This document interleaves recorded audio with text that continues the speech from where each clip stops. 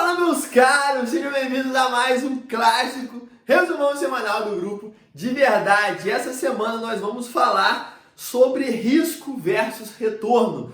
Basicamente, nós vamos citar aqui 3 investimentos que possuem uma relação melhor, ou seja, possuem um maior retorno para um menor risco. E vamos excluir aí também dessa lista 3 investimentos que possuem um alto risco para não ter um retorno tão satisfatório assim que compense você correr esse risco. Fechado? Então já vamos começar com uma maneira de você se expor aos imóveis. Então a gente falou na semana passada sobre os investimentos em real estate, que basicamente são os imóveis que possuem um alto retorno histórico, e aí existem 2 maneiras de você se expor a esse tipo de ativo. Uma delas é pelos FIIs, pelos investimentos em fundos de investimentos imobiliários, e a outra maneira é através de ações de empresas incorporadoras, ou seja, empresas que compram um terreno, constroem um imóvel e fazem a venda desse imóvel. E aí o insight que a gente chegou essa semana foi que a relação risco-retorno é muito mais compensatória para os FIIs. Para quem está investindo para longo prazo, os FIIs, principalmente voltados para a renda, ele possui um risco menor e um retorno histórico satisfatório. Isso porque ele já compra imóveis prontos e distribui esses aluguéis para os cotistas. Enquanto as ações de empresas incorporadoras, essas empresas têm que passar por todo o processo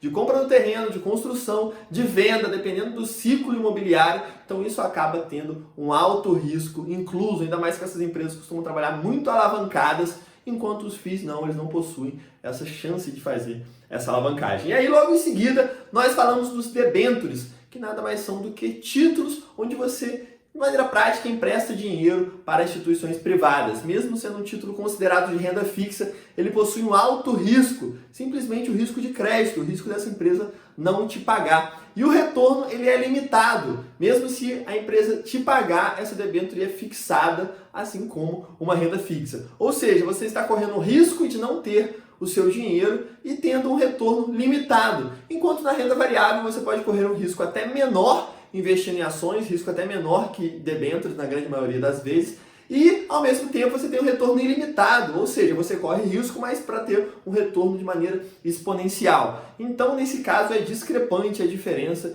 e definitivamente vale muito mais a pena você alocar esse dinheiro que seria alocado em risco na sua carteira, alocar em renda variável ao invés de alocar em debêntures. E aí, o último ponto são as ações ordinárias versus as ações preferenciais, que é uma antiga discussão, mas entra nesse mesmo quesito de risco versus retorno. As ações ordinárias você possui um risco muito menor de ser prejudicado no longo prazo como acionista minoritário, principalmente uma troca de controlador, e ao mesmo tempo você possui um retorno praticamente igual das ações preferenciais. A diferença de dividendo é muito pouca e quando há, o próprio mercado compensa isso, fazendo com que o dividend yield fique praticamente igual. Então assim, voltado para ter um retorno versus risco melhor, 3 ótimos ativos para compor a sua carteira são, de fato, FIIs focados para renda variável em geral, e a gente fala de ações, FIIs, investimentos no exterior, focado na parte de risco e não em debêntures, que com certeza o risco não vale a pena, e dentro dessas ações, preferencialmente ações ordinárias, preferencialmente no trocadilho de ações ordinárias. Então, com certeza, esses 3 ativos compõem, de certa forma, com as suas devidas proporções, uma ótima carteira. Eles podem compor uma ótima carteira, enquanto ações de empresas incorporadoras, elas podem estar dentro de uma carteira também, mas possuem um risco muito mais elevado. Então, se recomenda que tenha uma porcentagem muito pequena, caso você for ter. O que eu faria, na verdade, seria ter uma porcentagem muito menor. Debêntures, definitivamente, eu não teria na minha carteira, e ações preferenciais também não vejo muito sentido em possuir dentro da carteira. Fechado? Então é isso. Estamos juntos. Mais do que nunca, uma ótima semana a todos. Aquele abraço.